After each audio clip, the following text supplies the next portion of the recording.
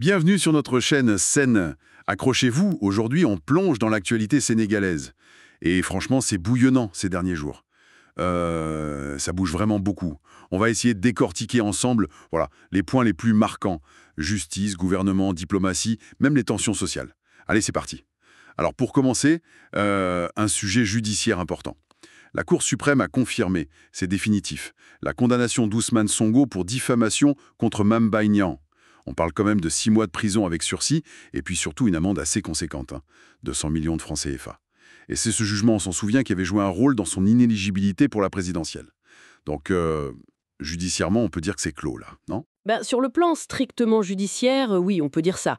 La Cour suprême, en chambre réunie, a rejeté ce qu'on appelle le rabat d'arrêt. C'est une procédure assez rare pour essayer de faire réexaminer une décision qui est déjà définitive.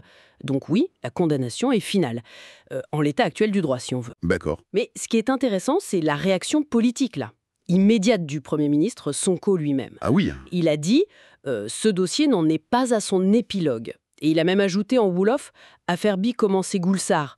En gros, l'affaire ne fait que commencer. Qu'est-ce que ça veut dire, ça, concrètement? Il veut saisir le ministre de la Justice pour rouvrir le dossier. Oui, c'est clairement une démarche politique très significative. Au-delà du juridique pur, pour lui, l'objectif, c'est de, maintenir la mobilisation de sa base, sans doute.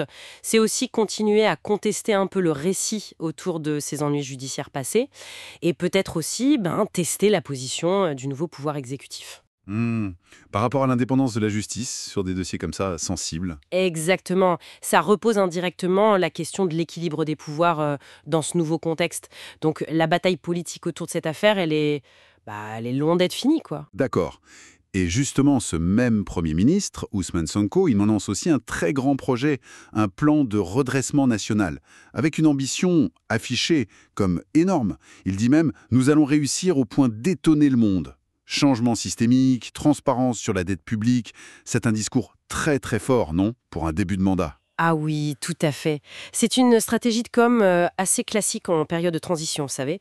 Il faut marquer une rupture nette avec le régime d'avant et puis insuffler un sentiment d'optimisme, une direction. Afficher cette volonté de réforme profonde, justice, administration, ça vise à mobiliser, à définir la nouvelle ère. Mais on sent la volonté de marquer le coup. Voilà. Mais bon, le vrai test, évidemment, au-delà des mots, des intentions, ce sera la capacité à traduire ce plan ambitieux en action, concrète, mesurable. C'est ça. Comment ils vont faire? Bah oui. Quels seront les mécanismes précis pour la transparence sur la dette, par exemple? Quelle forme prendra la réforme de l'administration? C'est là que l'ambition, elle va se confronter aux réalités, les réalités structurelles, budgétaires, les défis socio-économiques du pays, quoi. Logique. On change complètement de sujet maintenant. Un moment assez symbolique sur le plan international. La France a officiellement remis au Sénégal la station d'émission interarmée de Rufisque. C'est une base importante, elle a 65 ans.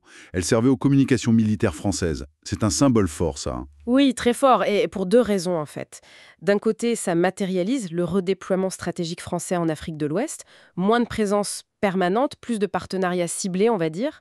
Et de l'autre côté, pour le Sénégal, c'est une affirmation très concrète, très visible de sa souveraineté sur tout son territoire.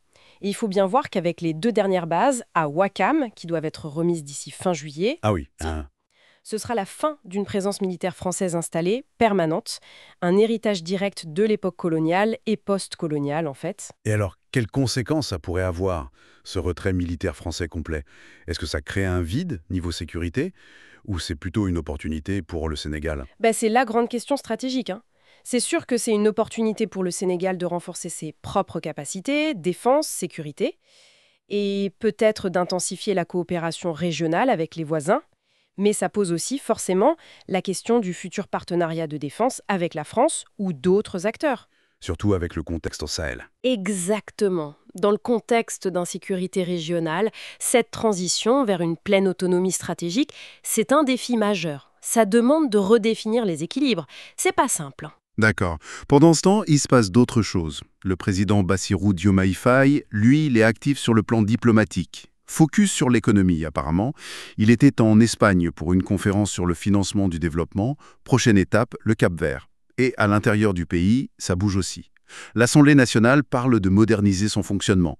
L'ancien parti au pouvoir, l'APR de Macky Sall, est en pleine réorganisation. Oui, oui, tout ça, que ce soit l'agenda diplomatique du président, les débats au Parlement, la restructuration des partis comme l'APR, ça montre bien cette phase intense de reconfiguration.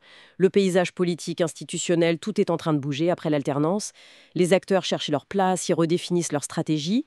C'est dynamique, mais c'est assez logique après un tel changement. Mais l'actualité récente, c'est aussi malheureusement des événements sociaux assez tragiques, des tensions. On a eu cette enquête ouverte à Arnaud Rosso après le décès d'un jeune homme de 18 ans, Talla Keita. Il y a des allégations de violence au commissariat. Et puis à Cambérène, près de Dakar, des manifestations, des heurts même, après la noyade de 2 ados. Ça rappelle que le quotidien reste très dur pour une partie de la population. Exactement. Ces drames, ils mettent en lumière de façon assez crue la persistance de défis sociaux très profonds. La sécurité au quotidien, la relation parfois compliquée entre citoyens et forces de l'ordre, la justice de proximité et plus largement les conditions de vie, les perspectives pour les jeunes. Ce sont des enjeux sociaux brûlants, structurels. Et le fameux plan de redressement national, il devra impérativement apporter des réponses là-dessus, des réponses concrètes. Sinon, ça risque d'être compliqué. Voilà, pour gagner en crédibilité et puis pour apaiser ces tensions. On voit d'ailleurs en parallèle des tentatives de structuration dans certains secteurs, comme les médias qui parlent de certifier les écoles de journalisme. C'est un signe peut-être d'une recherche de professionnalisation face à tous ces défis. Bon, voilà pour ce tour d'horizon. C'était dense, cette actualité sénégalaise. Entre des décisions de justice qui ferment un chapitre mais en ouvrent un autre politiquement, des grandes ambitions du gouvernement pour marquer une rupture, une souveraineté militaire qui se réaffirme face à la France, mais aussi ces tensions sociales très vives qui rappellent les urgences du quotidien. Le Sénégal vit vraiment un moment charnière, on dirait. Alors, la grande question qui reste, évidemment, comment cette forte volonté politique de redressement qu'on voit au sommet de l'État, comment elle va réussir à s'articuler concrètement avec toutes ces réalités sociales, économiques, sécuritaires, qui sont complexes sur le terrain dans les mois, les années à venir. Qu'en pensez-vous? Dites-moi en commentaire ce que vous en pensez. Si cette analyse vous a intéressé, n'hésitez pas, abonnez-vous et likez. Merci d'avoir écouté, abonnez-vous.